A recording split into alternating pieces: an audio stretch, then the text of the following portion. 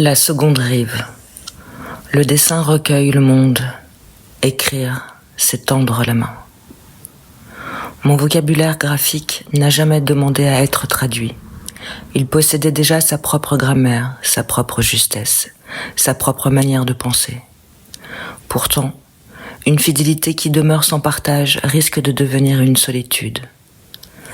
L'écriture n'est pas venue remplacer le dessin. Elle est devenue le passage par lequel cette fidélité peut enfin rencontrer d'autres êtres.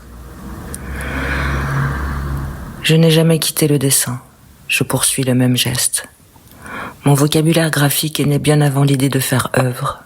Il s'est construit dans les hachures, les reprises, les silences laissés entre les traits. Je ne cherchais pas une esthétique, je cherchais une justesse. Chaque signe essayait d'approcher une perception sans jamais l'enfermer.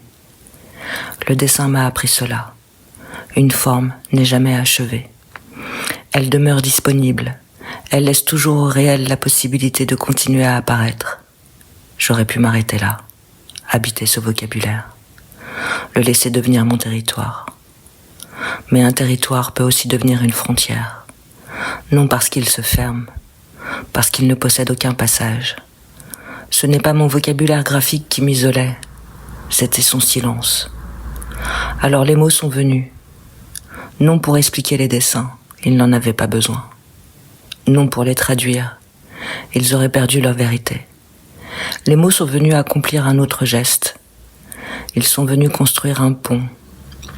J'écris pour que ce qui est né dans les lignes puisse poursuivre sa route jusqu'à une autre présence. J'écris pour que cette manière d'habiter le monde puisse devenir, à son tour, une manière de rencontrer les êtres. Le dessin demeure mon lieu de pensée. L'écriture devient le lieu de la relation. Ils ne se remplacent pas, ils se prolongent. Ils appartiennent au même souffle. Je n'ai pas changé de langage. J'ai simplement refusé que la fidélité devienne une île. Peut-être est-ce cela aujourd'hui mon travail. Continuer à dessiner avec la même exigence. Continuer à écrire avec la même justesse. Faire en sorte que l'un n'existe jamais sans l'autre. Car le dessin recueille le monde. Écrire, c'est tendre la main.